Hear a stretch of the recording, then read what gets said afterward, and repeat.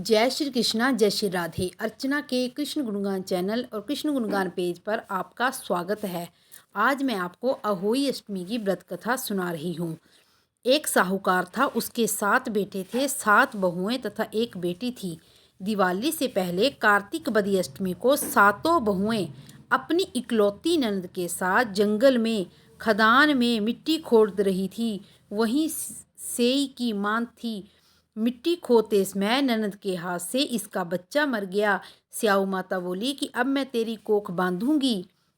तब ननद ने अपनी सातों भाभियों को बोला कि तुम में से कोई एक मेरे बदले से अपनी कोख बंधवा लो।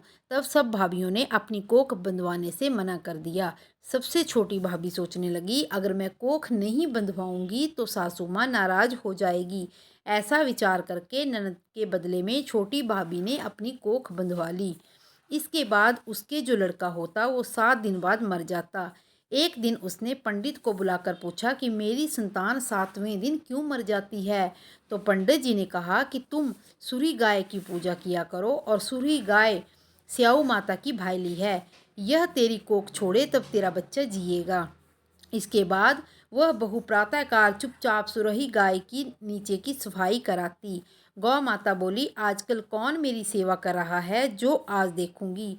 गौ माता खूब तड़के उठी। क्या देखती है कि साहूकार के बेटे की बहू उसके नीचे की सफाई कर रही है। गौ माता उससे बोली, क्या मांगती है। तब साहूकार की बहू बोली कि स्याऊ माता तुम्हारी भाईली है, मैंने उसकी कोख बांध रखी है, सो मेरी कोख खुलवा दो। गौ माता ने कहा, अच्छा। तब गौ माता समुद्र पार अपनी भाईली के पास उसको लेकर चली। रास्ते में कहीं धूप थी। वे दोनों एक पेड़ के नीचे बैठ गई। थोड़ी सी देर में एक सांप आया और उस पेड़ पर गरुड़ का बच्चा था, उसको डसने लगा। तब साहू की बहू ने सांप को मारकर झाल के नीचे दबा दिया और बच्चों को बचा लिया। थोड़ी देर में गरुड़ पंखनी आई और वहाँ खून पड़ा देखकर साहूकार की बहू को चोंच मारने लगी। तब साहूकारनी बोली कि मैंने तेरे बच्चे को नहीं मारा, बल्कि सांप तेरे बच्चे को डसने लगा है। मैंने तो उससे तेरे बच्चे की रक्षा की है।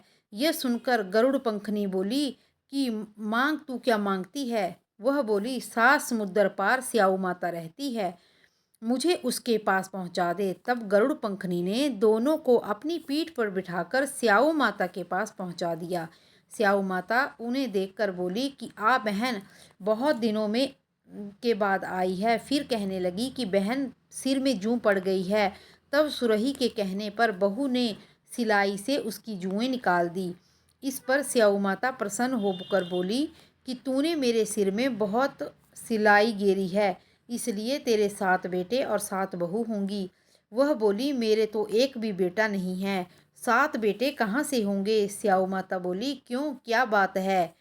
तब वह बोली, मुझे वचन दे तो मैं बताऊं। स्याऊ माता बोली कि वचन दे दिया, वचन से फिरूं तो धोबी के कुंड में कंकरी होऊं। तब साहूकार की बहू बोली, मेरी कोख को तो तुम्हारे पास बंद पड़ी है।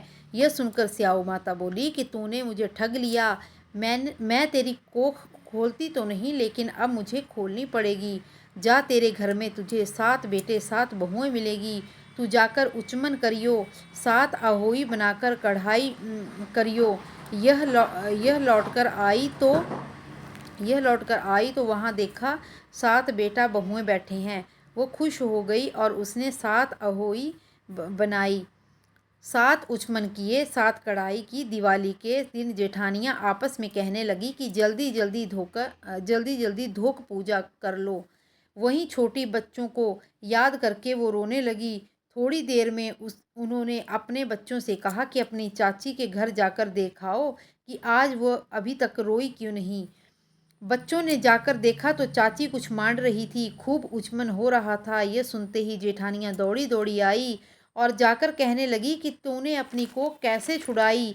वह बोली, तुमने तो कोख बंधाई नहीं, सो मैंने कोख बंधा ली थी। अब स्याऊ माता ने कृपा करके मेरी कोख खोल दी है। स्याऊ माता ने इस प्रकार साहूकार की बहू की कोख खोली, उसी प्रकार हमारी भी खोलियो। कहने वाले तथा सुनने वाले की कथा सब परिवार की कोख खोलियो। हे अहोई माता, सबके बच्चों की लंबी आयु करना, निसंतानों को संतान सुख देना। और इसी तरह की और भी कथाएं सुनने के लिए मेरे चैनल को लाइक शेयर सब्सक्राइब करें और कमेंट बॉक्स में जय श्री कृष्णा जय अहोई माता अवश्य लिखें। जय श्री कृष्णा जय श्री राधे।